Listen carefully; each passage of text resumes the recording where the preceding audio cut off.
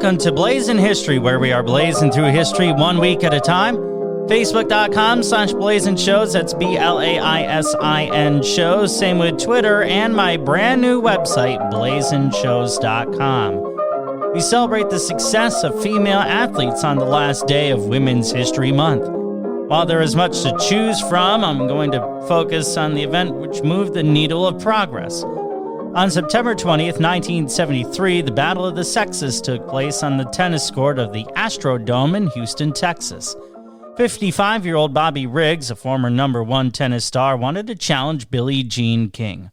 She was an up-and-coming women's tennis star. Riggs said women were inferior to men, promoting the match in such a confident way while cementing the antiquated role of women in society. Riggs was down significantly going into the third set, so much so he tried faking injury to break up King's rhythm.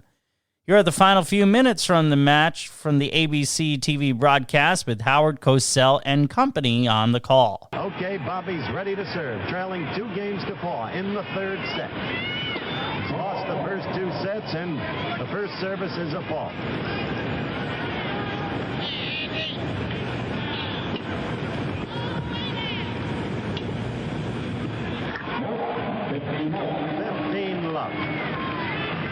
Bobby Riggs taking 415 pills a day on a great nutrition drive, getting the most he can out of that body.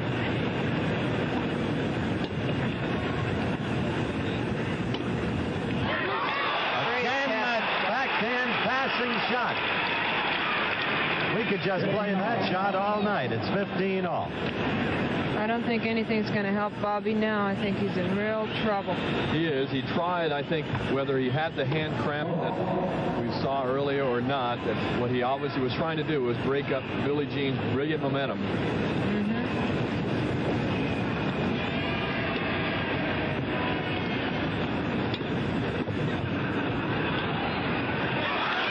Off the forehand that time. 30.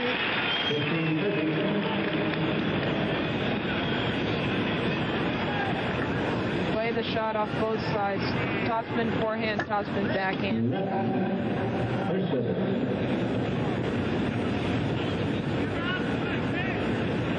15 playing 30.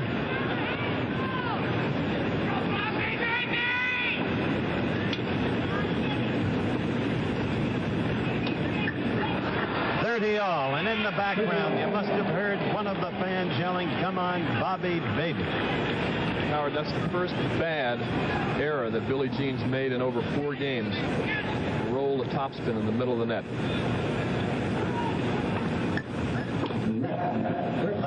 I think Billie Jean feels that she has to keep hitting. That's her game, especially when she gets a little bit tentative, a little bit tight. You've got to hit out. It's her type of game so she can get back into playing the way she's used to playing.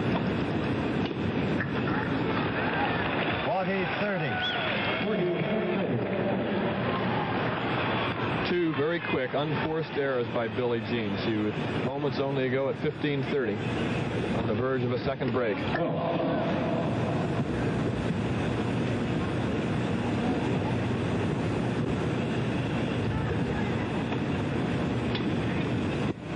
Down the line. Again, an error. We'll be back in a moment.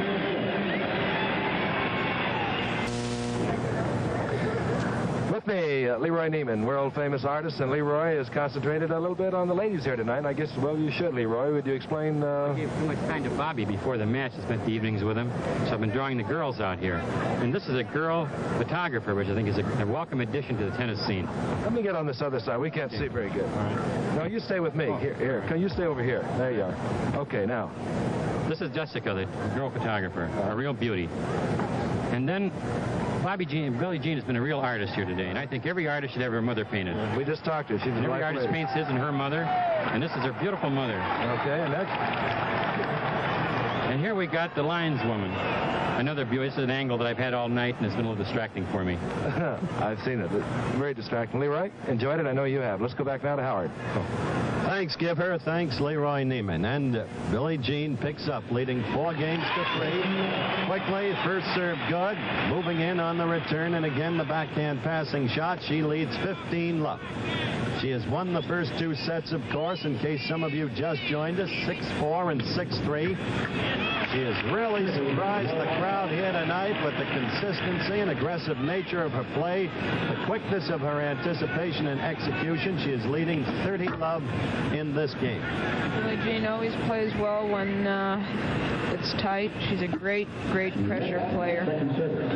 Once again, identifying my colleagues here in the broadcast booth, Rosie Casals, noted lady tennis player on the Pro Tour, who's having a big year, having made more than $70,000 thus far this year. And Jean Scott, 30-15. That was out.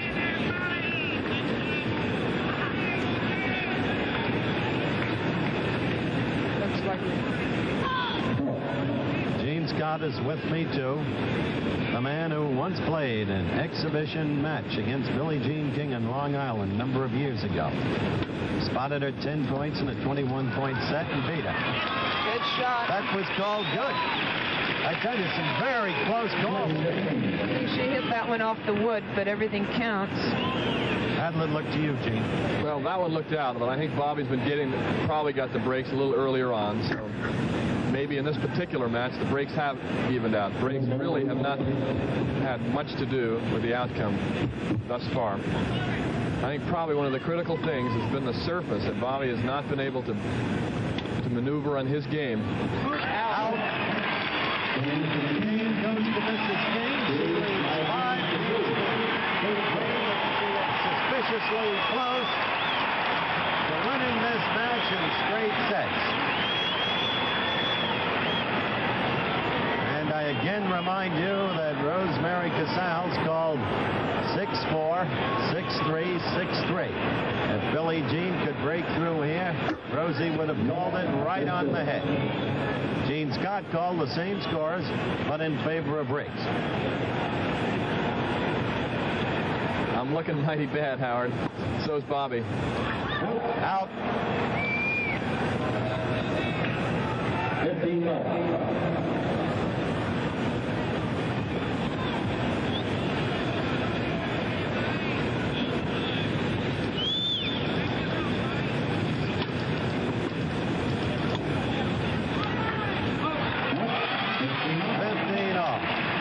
Hope Jack Kramer's watching this and will cement something in his head that women are very, very good tennis players. Certainly a lot better than Bobby Riggs. Ball. Bobby not getting his first service in with consistency all evening.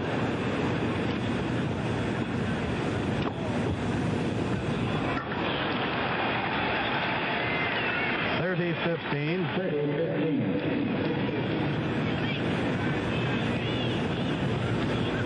Riggs still relying on the serve and volley. It's an unusual sight for him. Oh.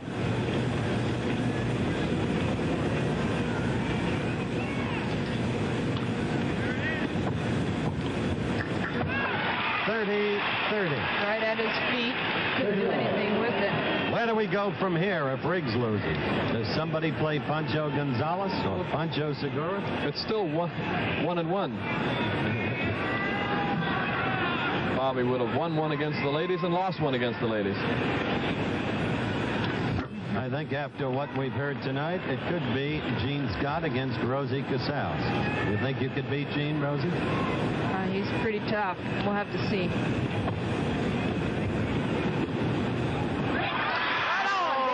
Match point. Beautiful shot. Again off that backhand, which has been perfectly brilliant all night. And she is at match point. What's Bobby going to do now? Ball. Serve to go. Got of heat on this ball. Let's watch closely what happens at the net should Billie Jean win. Oh, back to deuce. Too eager, Gene. That's as close to being a choke as we've had tonight. Of course, Billie Jean's so far ahead. It's not the traditional type of getting nervous when you're about to lose. Or The only choking would be on the court is Billie Jean choking Riggs.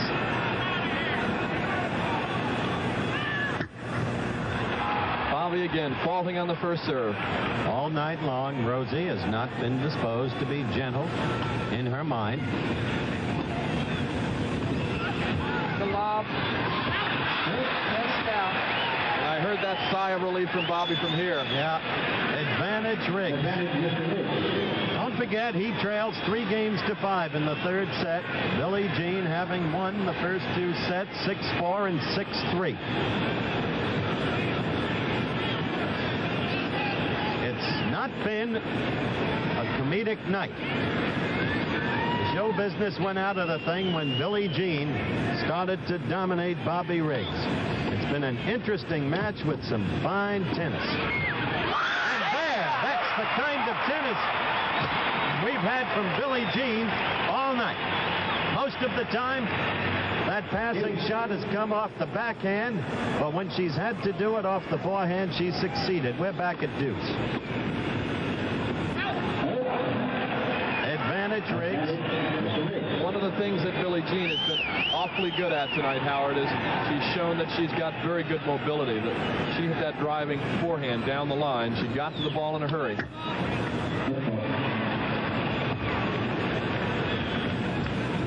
He's had terrible trouble with that first serve all night. And we're back to deuce. He just nonchalanted the forehand, didn't get his legs into position. I don't think he's nonchalanting anything, Gene. I think he's dog-tired. Comes down to the You're same right, thing. Howard.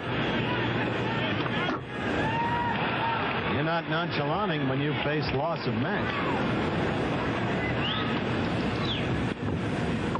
Beautiful passing shot again off the backhand. We're back to match point for Mrs. Billie Jean King, who has given some demonstration tonight. Predict a backhand down the line. Oops, right into And the as quickly as she comes off a great shot, there is a glaring error. A lot of pressure. Tense moments. Crowd's going wild.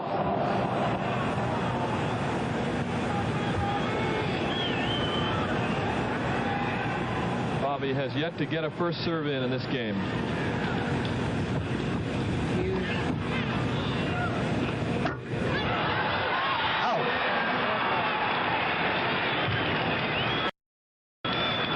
Advantage Riggs. A long game as Bobby Riggs fights for his whole hustle. Fights for his honor against Rosie. That prediction of the score on the button won't pay off. Payoff close enough. Close enough.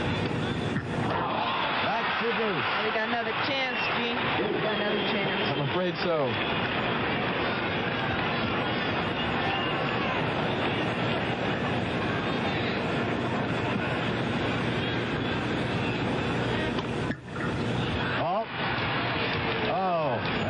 Service has been a disaster for him all night, Gene. And the second serve as well.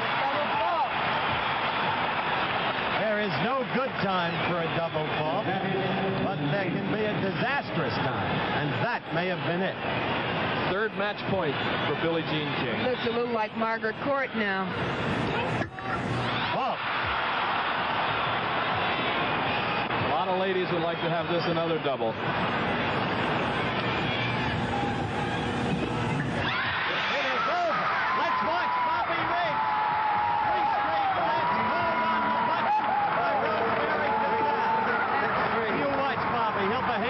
Perfect gentleman. And so this is what it's come down to here in the Houston Astrodome.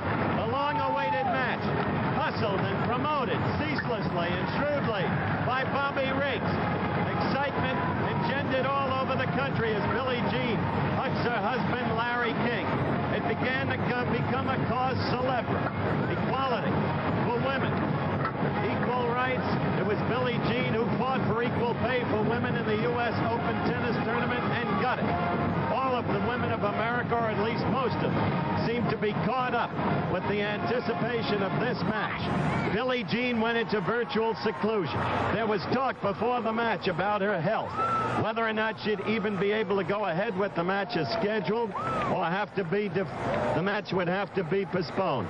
It turned out instead that Billie Jean King was perfectly ready, and not only ready but willing and able. She played her own game, resting up, being non-communicative, but preparing herself mentally and emotionally and physically for a stunning performance against Bobby Riggs. Once again, the winner of the Battle of the Sexes, Billie Jean King, by scores of 6-4, 6-3, 6-3. In 2016, King participated in a TED conversation talking about the match and its meaning. First of all, Bobby Riggs, he was a former #1 player. He wasn't just some hacker, by the way. He was one of my heroes, and I admired him. And that's the reason I beat him, actually, is because I respected him. It's true. My mom and dad, especially my dad, always said, respect your opponent and never underestimate them, ever. And he's correct. He was absolutely correct. But I knew it was about social change. And I was really nervous about whenever we announced it. And I thought, I felt like the whole world was on my shoulders. And I thought, if I lose, it's going to put women back 50 years at least. Title IX had just been passed the year before, June 23rd, 1972. And women's professional tennis, there were 9 of us that signed a $1 contract in 1970. Now remember, the match is in 73. So we're only in our 3rd year of having a tour where we could actually play, have a place to compete, and make a living. So there were 9 of us that signed that $1 contract. And our dream was for any girl born in any place in the world, if she were good enough, there'd be a place for her to compete and for us to make a living. Because before 1968, we made $14 a day. And we were under the control of organizations. So we really wanted to break away from it. But we knew it wasn't really about our generation so much. We knew it was about the future generations. We do stand on the shoulders of the people that came before us. There's no question. But every generation has the chance to make it better. That was really on my mind, is that I really wanted to start matching the hearts and minds to Title IX. Title IX, in case anybody doesn't know, which a lot of people don't probably know, but any federal funds given to a high school, college, or university, either public or private, had to finally give equal monies to boys and girls. And that changed everything. So you can have a law, but it's changing the hearts and minds to match up with it. That's when it really rocks, right? Totally. So that was on my mind. I want to start that change in the hearts and minds. So it was really, but 2 things came out of that match. For women, self-confidence, empowerment. They actually had enough nerve to ask for a raise. Some women have waited 10, 15 years to ask. I said, more importantly, did you get it? And they did. And for the men, a lot of the men today don't realize it, but if you're in your 50s, 60s, or whatever, late 40s, you're the first generation of men of the women's movement, whether you like it or not. And for the men, what happened, for the men, they come up to me, and most of the time the men actually are the ones who have tears in their eyes. It's very interesting. They go, Billie, I was very young when I saw that match, and now I have a daughter. And I am so happy I saw that as a young man. And one of those young men at 12 years old was President Obama. And he actually told me that when I met him. He said, you don't realize it, but I saw that match at 12, and now I have 2 daughters. And it has made a difference in how I raised them. And that's, so both men and women got a lot out of it, but different things. And now there are generations, at least 1 or 2, who have experienced the equality that Title IX and other fights along the way made possible. And for women, their generations have also experienced teamwork. They got to play team sports in a way they hadn't before. So you had a legacy already built in terms of being an athlete, a legacy of the work you did to lobby for equal pay for women athletes and the Women's Sports Foundation. What now are you looking to accomplish with the Billie Jean King Leadership Initiative? I think it goes back to an epiphany I had at 12. At 11, I wanted to be #1 tennis player in the world. And a friend had asked me to play, and I said, what's that? Tennis is not in my family. Basketball and other sports. Fast forward to 12 years old. And I'm finally starting to play in tournaments where you get a ranking, you know, at the end of the year you get some. So I was daydreaming at the Los Angeles Tennis Club, and I started thinking about my sport and how tiny it was, but also that everybody who played wore white shoes, white clothes, played with white balls, and everybody who played was white. And I said to myself at 12 years old, where is everyone else? And that just kept sticking in my brain. In that moment, I promised myself I'd fight for equal rights and opportunities for boys and girls, men and women, the rest of my life. And that tennis, if I were fortunate enough to become #1, and I know being a girl would be harder to have influence already at that age, that I had this platform. And tennis is global. And I thought, you know what? I've been given an opportunity that very few people have had. Now, I didn't know if I was going to make it. This is only 12. I sure wanted it, but making it's a whole other discussion. But I just remember I promised myself. And I've really tried to keep my word. And that's who I truly am. That's just fighting for people. And unfortunately, women have had less. And we are considered less. And so my attentions, where do they have to go? I mean, it was just, you have to. Also, learn to stick up for yourself, hear your own voice. I mean, you hear all these same words keep coming out all the time. And I got really lucky because I really had an education. And I think if you can see it, you can be it.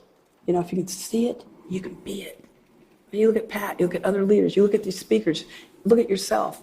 Because everyone can do something extraordinary. Every single person. And your story, Billie, has inspired so many women everywhere. Now with the Billie Jean King Leadership Initiative, you're taking on an even bigger cause, because one thing we hear a lot about is women taking their voice, working to find their way into leadership positions. But what you're talking about is even bigger than that. It's inclusive leadership. Totally, and this is a generation that has grown up thinking more inclusively. Isn't it great? Yes. Look at the technology. It's amazing how it connects us all. It's about connection. It's simply amazing what's possible because of it. But the Billie Jean King Leadership Initiative is really about the workforce mostly and trying to change it so people can actually go to work and be their authentic self. Because most of us have 2 jobs. One, to fit in. I'll give you a perfect example. African-American woman gets up an hour earlier, go to work, straightens her hair in the bathroom, goes to the bathroom probably 4 or 5, 6 times a day to keep straightening her hair, keep making sure she fits in. So she's working 2 jobs. She's got this other job, whatever that it may be, but she's also trying to fit in. Or this poor man that kept his diploma. He went to the University of Michigan, but he never would talk about his poverty as a youngster. Ever. Just would not mention it. So he made sure that they saw he was well educated. And then you see a gay guy who has an NFL, which means American football for all of you out there. It's a big deal. It's very macho. And he talked about football all the time because he was gay and he didn't want anybody to know. So it just goes on and on. So my wish for everyone is to be able to be their authentic self 24/7. That would be the ultimate. And we catch ourselves. I mean, I catch myself to this day. Even being gay, I catch myself, like a little uncomfortable, a little surge in my gut, feeling not totally comfortable in my own skin. So I just think you have to ask yourself, I want people to be themselves, whatever that is. Just let it be. And the first research that the Leadership Initiative did showed Yes. that these examples that you The just millennials. used, others, yes, that many of us had the problem of being authentic. Correct. But what you've just looked at is this millennial generation Amazing. who's benefited from all these equal opportunities, which may not be equal, but exist everywhere. First of all, What did you I'm learn? really lucky. Partnership with Teneo, who's a strategic company that's amazing. And that's really the reason I'm able to do this. I've had 2 times in my life where I've actually had men really behind me with power. And that was with the old days of Philip Morris with Virginia Slims. And this is the second time in my entire life. And then Deloitte, the one thing I wanted was data, facts. So Deloitte sent out a survey, and we're into about over 4,000 now. People have answered. We're continuing in the workplace. What you feel, what the millennials feel. Well, they feel a lot, but what they're so fantastic about is, our generation was like, oh, we're going to get representation. So if you walk into a room, you see everybody represented. That's not good enough anymore, which is so good. So the millennials are fantastic. They want connection, engagement. They just want you to tell us what you're feeling, what you're thinking, and get into the solution. They're problem solvers. And of course, you've got the information at your fingertips compared to when I was growing up. What did the research show you about these millennials? Are they going to make a difference? Are they going to create a world where there is really an inclusive workforce? Well, in 2025, 75% of the global workforce are going to be millennials. So I think they are going to help solve problems. I think they have the wherewithal to do that. I know they care a lot. They have big ideas, and they can make big things happen. I want to stay in the now with the young people. I don't want to get behind. I don't think there's any chance. No, but I really want to hear. Well, you know what you found out in the research about millennials is not really the experience that a lot of people have with millennials, No, well, if we want to talk, okay, I've been doing my little mini survey. I've been talking to the boomers that are their bosses. I go, what do you think about the millennials? I'm pretty excited, like it's good. And they get this face. Oh, you mean the me generation? I said, you really think so? Because I do think they care about environment and all these things. And they go, oh, Billie. They cannot focus. They actually have proven that the average focus for an 18-year-old is 37 seconds. They can't focus. And they don't really care. I know, I just heard a story the other night. She owns a gallery, and she had these workers, and she gets a text from one of the workers. She's like an intern. She's not like, she's just starting. She goes, oh, by the way, I'm going to be late because I'm at the hairdresser's.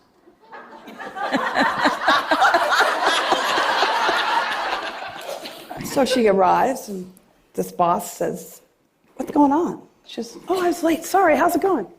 She says, well, guess what? I'd like you to leave. You're finished. She goes, okay. No problem. Now, Billie, that story... I know, but that's what scares the boomers. I'm just telling you. So I think it's good for us to share.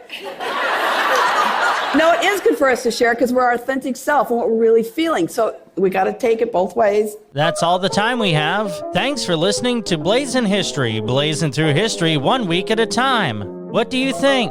Let me know at facebook.com/Blaisin Shows. That's BLAISIN shows. On Twitter at Blaisin Shows. Or email me, blaizinshows@gmail.com. You can subscribe to the show wherever you listen to podcasts or on my website, blaizinshows.com. To quote the late Franklin D. Roosevelt, the only thing we have to fear is fear itself. Take care of yourself, and we'll talk again next week. On Blaisin' History, I'm Blaise Bryant.